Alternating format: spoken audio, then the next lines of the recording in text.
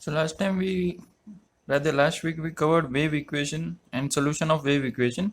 So what we saw there, we saw that E vector is always perpendicular to H vector, right? And we saw that intrinsic impedance eta is Ex by Hy. So again, Ex by Hy indicates what? If E is propagating in X direction, then H will always be perpendicular. It is propagating in Y direction.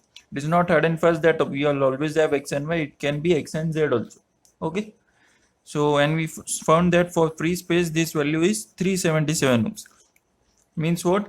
An electromagnetic wave, what it does is when it travels through free space, it experiences a natural resistance of 377 ohms. Right? And how we prove the existence of electromagnetic waves? Through wave equation. So we saw del square E vector is dabba square by dabba T square E vector, right? It was mu here, right? And then we said dabba by dabba T j omega. So we got del square E vector is minus omega square mu epsilon E vector, right? So this is what wave equation. So why is it called as wave equation? Because if we solve this and we introduce the exponential term e raised to j omega t, we saw that using this diagram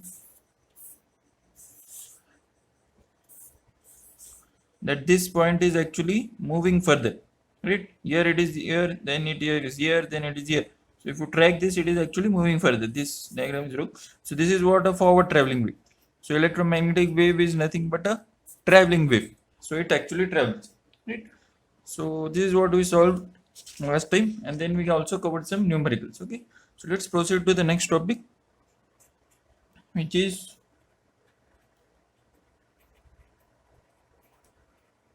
wave propagation in a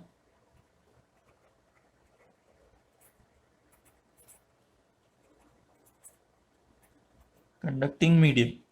Okay, so for this, let's consider the point form of Ampere's law. Why? Because it is a conducting medium, so obviously current term should be there, or current indirectly conduction current density should be there. So that's why we consider point form of Ohm's law. So what is the point form? Del cross H vector is J vector plus dabba by dabba T D vector. So as I said, we'll always fall back to Maxwell's equations for any topic. That's what we are again doing now. So this is Maxwell's equation based on Ampere's law. To be precise, modified Ampere's law. Right? So what is J vector here? It is conduction current density. And what is dabba by dabba T D vector? It is displacement current density. Remember I said dabba by dabba T D vector. So this term together is displacement current density. So you get a numerical based on this. So next, what is J vector? What is J vector is sigma E vector. So this is modified form of Ohm's law. Then what is D vector? It is epsilon E vector, right? And what is epsilon? It is epsilon 0 epsilon r, right? And we have dabba by dabba T. We know it is also j omega, right? So what will be del cross H vector? It will be sigma E vector plus j omega epsilon 0 epsilon r E vector, right? So we are assuming any dielectric medium. We are not considering free space, right?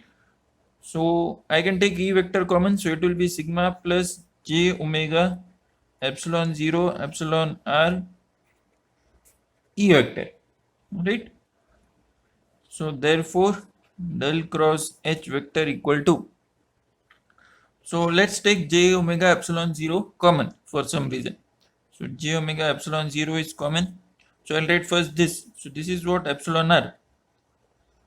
So here I'll have to divide by j omega epsilon 0, right? So 1 by j is what? In numerator minus j. So minus j sigma by omega epsilon 0. This is what we get, right? E vector, right? So if you compare with, let's say these are two equations. This is equation 1. Sorry. Let's say you compare with this equation. Del cross H vector equal to, when j vector is 0 means there is no current, means a pure dielectric if we are talking about.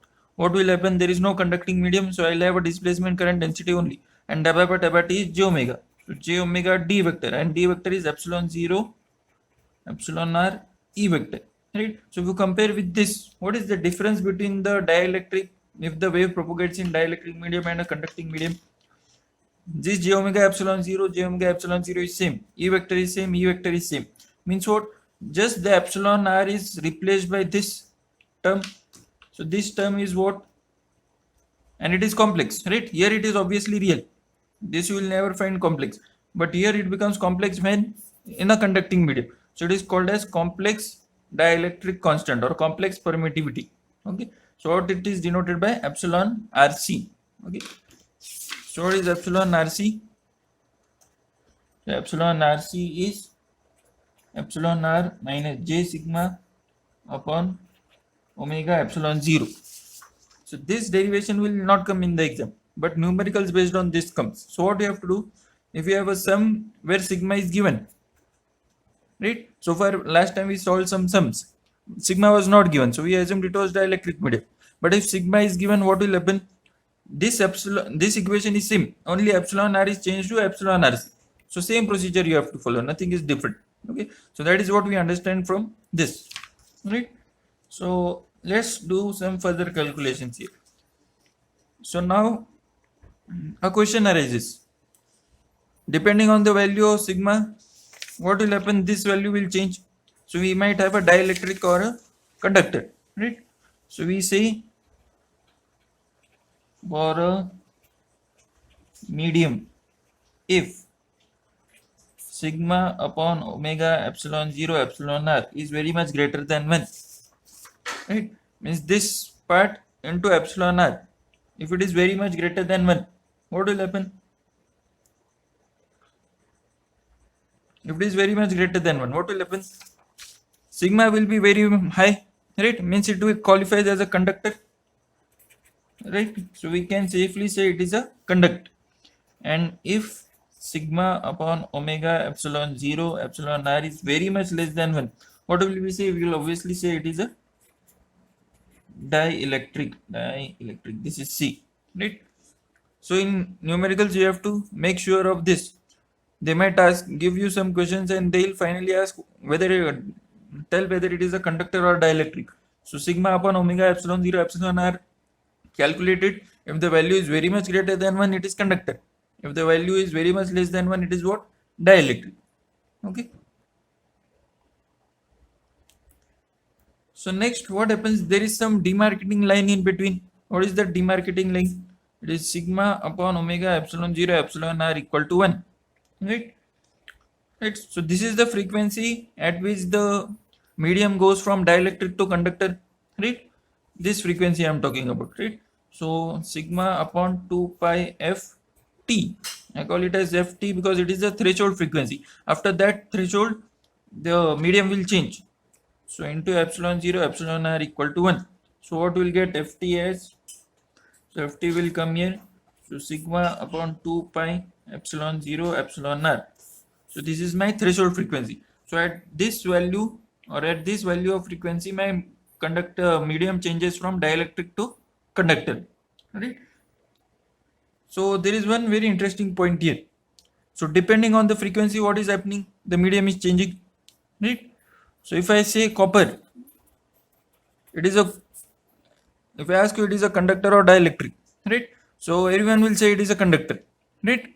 But if I change the frequency, what will happen? Depending on the frequency, it might become a dielectric. Same is with wood. Wood is a dielectric, we say, or a bad conductor. So that means a dielectric. But that is at what? Low frequencies. But if you take very high frequency, what will happen? Wood might become a conductor. Okay, so that is what is happening here. Depending on the value of frequency, or medium is changing. So wood, which is normally a bad conductor, can become a good conductor. Okay, and copper, which is a good conductor, normally can become a bad conductor. Okay, so that is what these equations tell us. Again, see what are the equations telling you. Okay. So now again, what is our basic assumption? That wave travels in which direction? Our assumption is that usually wave travels in z direction. So assuming wave travels in z direction, right? What is our wave equation? It is del square E vector equal to mu epsilon dabba square by dabba t square E vector, right? So again dabba by dabba t is j omega, so therefore del square E vector equal to minus omega square mu epsilon E vector. So therefore del square E vector equal to minus omega square mu 0 mu r epsilon 0 epsilon r E vector, right? Because mu is mu 0 mu r, epsilon is epsilon 0 epsilon r, right? But what are we assuming here? A conducting medium. So epsilon r will be replaced by epsilon rc. So that is a difference here, right? So this is important. Okay.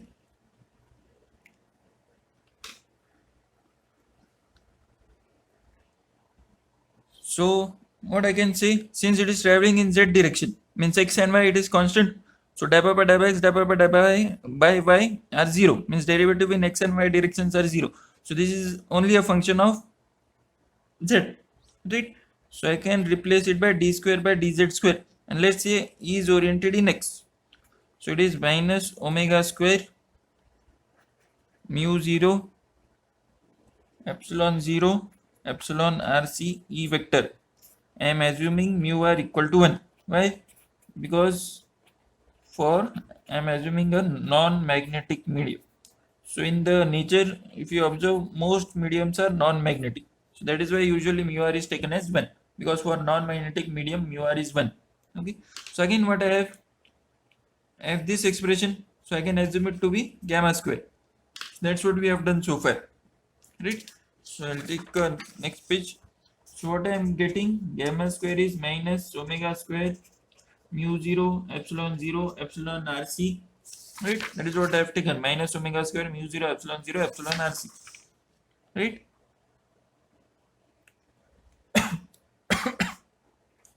Sorry. So therefore what will be gamma? Take square root on both sides.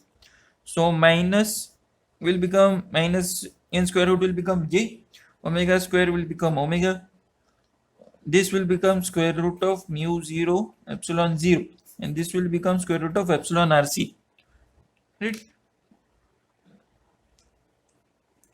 So what, so this is for gamma for what? Conducting medium, remember.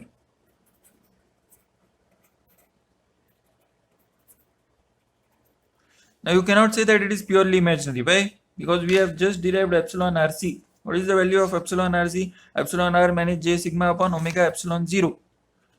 So it is epsilon r minus j sigma upon omega epsilon 0, right? So this is also complex and this is also complex. So this is of the form of what? Alpha plus j beta, right? So gamma is what? Alpha plus j beta. Again, you cannot say it is purely imaginary because this is a complex number epsilon rc, right? So what will happen for a dielectric medium? We'll see that it boils down to our original equation, gamma is j omega root mu epsilon. So for which medium? Dielectric medium, sigma will be 0. So this will be just epsilon r, right? So it is nothing but j omega root mu epsilon, right? So that is what is happening, right? So next what we have to do, we have to find the value of alpha and beta because that is asked in the numericals, right? So if you see, this is quite complicated equation, so that derivation is not there. So I'll just write the alpha and beta values. So alpha, if you derive this, it is given as omega root mu 0 epsilon r upon 2 into square root of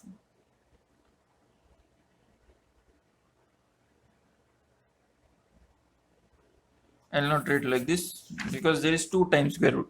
So what is it? Gamma is alpha plus j beta, where alpha equal to omega square root of mu 0 epsilon r upon 2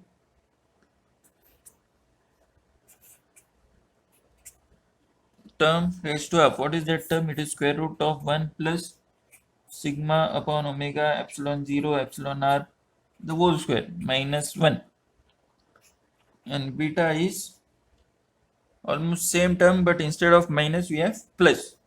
So omega square root of mu 0 epsilon r upon 2 into square root of 1 plus sigma upon omega epsilon 0 epsilon r the whole square plus 1 raised to half.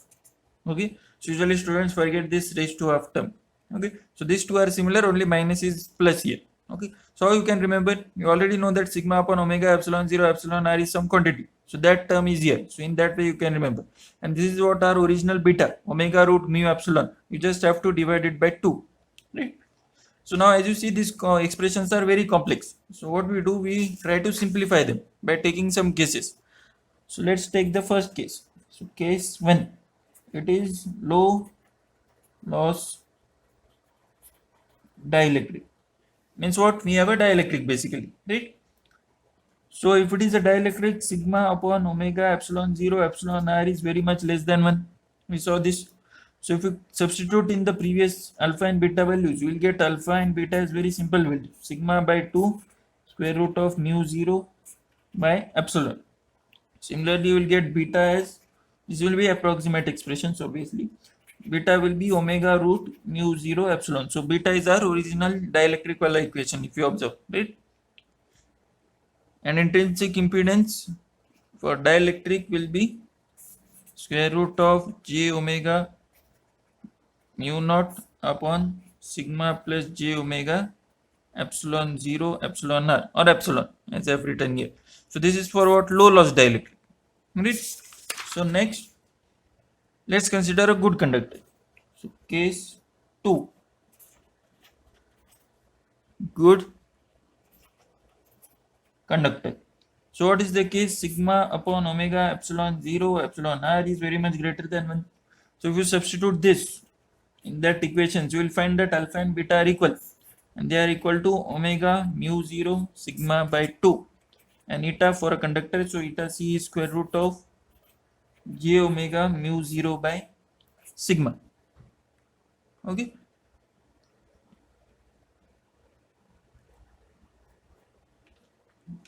so this is about what is happening in alpha and beta, right? So next, I forgot one very important thing. What term we are seeing always? This term, right? So this term is called as loss tangent. It is also denoted by tan delta. Okay, and what is delta we'll see next. Okay, so what is this term called as? Loss tangent, which is denoted by tan delta. Okay, so what does loss tangent tell us? So that value actually tells us how lossy a dielectric is. Okay, so depending on that value, we can decide whether how lossy a dielectric will be, or how much loss a electromagnetic wave will exhibit when it penetrates through this medium epsilon 0 epsilon r. Okay, so that is what is loss tangent. So next we saw there tan delta. So we saw what term? Delta term, right? So that takes us to the topic of skin depth. Okay, so what is skin depth?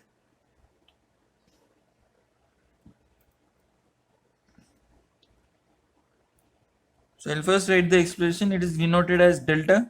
It is equal to 1 upon alpha. Means it is the inverse of attenuation constant. Okay, and if you solve for 1 upon alpha, what will you get? It is inverse of this. So square root of 2 by omega mu naught sigma. So if you solve this, therefore delta equal to omega is 2 pi f. So 1 upon square root of pi f mu sigma. It is what? Depth. So what will be the unit? Meter. And it is also called as depth of penetration. Okay, so it is also called as depth of penetration. Fine. So what is the unit? Meter. And what is the unit for gamma? So you don't have to worry about these tricky alpha and beta values. What you can do, if you have the expression for gamma, you'll obviously get as alpha plus j beta. You'll automatically get alpha and beta. So don't have to worry about this. I just took it for the sake of completeness. Okay. So for that you can use this simplified formula. So it is given as square root of j omega mu into sigma plus j omega epsilon 0 epsilon rc. Okay.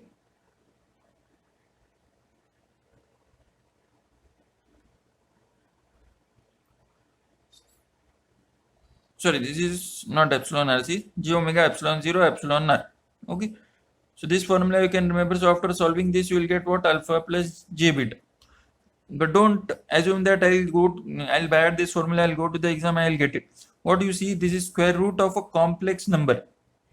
So I'll just give you an idea what happens. I'm going to complex mode. So this is complex mode, square root of 3 plus 2 I. That's what I'll require, right? It will be some complex number. So F is equal to method. You are not able to solve, right? So that we'll see how to solve this in next lecture. Okay. So what I wanted to tell is, don't be under the impression that I know the formula, I'll be able to solve. You should know how to solve square root of complex number. That calci will not give you. Okay, so that we'll see in next lecture. So let's proceed further. So what is remaining? Let me check. Yeah, so we saw skin depth, or the definition is remaining, because this is a famous 5 marks question. What is given? Frequency is given, and the medium and sigma is given. So you can find all the quantities are given, so you can find delta. And apart from that, they ask what is skin depth? Define skin depth. So skin depth is defined as the depth at which the electromagnetic wave amplitude reduces to 1 by E, or approximately 37% of its, I'll write here, initial value. Means what? Skin depth is what? It is the depth at which the electromagnetic wave amplitude reduces to 1 by E, or approximately 37% of its initial value. Okay. So this is which topic? Wave propagation in conducting medium. What we saw in boundary conditions for dielectric conductor interface, that ET1 equal to 0. All the fields will be 0. So basically we saw E is 0 and H is 0 for a conductor, because the electromagnetic wave cannot penetrate a conductor. Okay. So it doesn't, so once it touches the conductor, it doesn't automatically become 0. It reduces by some amount. So that amount is given by 1 by E. So if you see, 1 by E is what? 1 divided by alpha E. It is 36.78. So approximately 37%. Right? So what happens if the wave has an amplitude of 1 volts per meter? If I am talking about electric field. So this is the conductor. It is striking the conductor. It has a value of 1 volt per meter. What will happen? It will go some part inside, very small, in the range of micrometer. Why micrometer? Because we are talking about microwave frequencies. So it will be in gigahertz. So if you calculate this square root, etc., and sigma is also very high, because we are talking about sigma. So it will be of the order of 10 raised to 8. So if you take the square root and inverse, it will come in micrometer range. So if it penetrates a very small distance of the order of micrometer and reduces by 37%. So 1 volt will reduce by 37%. So it will be what? 0.37. Right? So next, it further goes depending on the skin depth value. Let's say 1 micrometer. It again reduces by 0.37. Right? So maximum 3-4 times it will go and it will vanish. So that is the concept of skin depth. Okay. And this effect is called as skin effect. Okay.